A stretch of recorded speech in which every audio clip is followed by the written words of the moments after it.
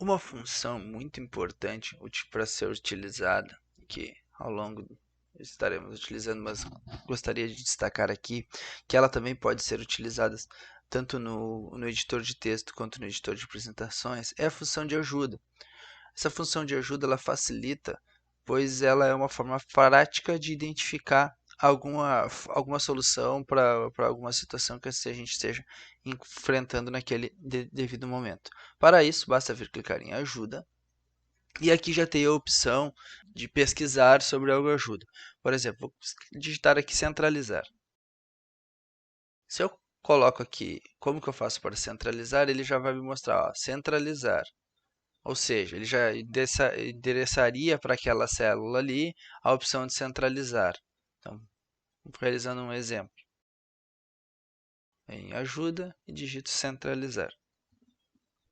Ele me mostra o comando que eu tenho aqui, qual o comando que eu poderia utilizar e já me disponibiliza a função. Feito isso, bom, já realizou. Então, uma das formas, às vezes, ou até mesmo de encontrar, posso fazer ajuda do planilhas aqui. O que acontece quando eu entro no ajuda dos planilhas? No ajuda dos planilhas, ele vai abrir uma nova aba de ajuda e aí tem a pesquisa central de ajuda, aonde que eu posso então estar realizando algumas buscas referentes a funções, como que eu trabalho com determinadas funções e características da minha planilha do Google Planilhas. Assim, basta digitar na pesquisa, ele reconhece se digitar tanto em português quanto em inglês.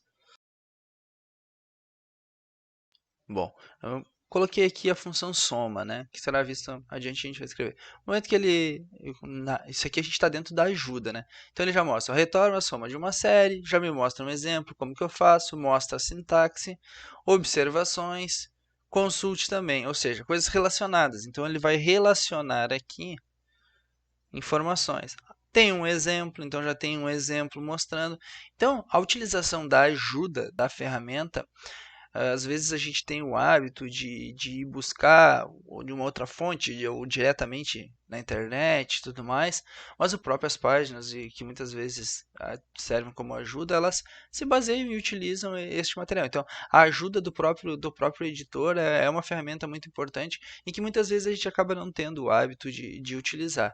E um fator importante é que aqui ele mostra também a questão de um exemplo, de como fazer. Então, já tem como a pessoa já de repente treinar, verificar, tentar fazer ou já tentar aplicar na sua atividade. Então, para frisar, é importante destacar então que no menu ajuda, ele tem grande valia porque ele tem duas características. A primeira delas, quando clicar em ajuda e se digitar aqui diretamente, ele vai aplicar já conforme eu apliquei aquela hora com relação ao centralizar.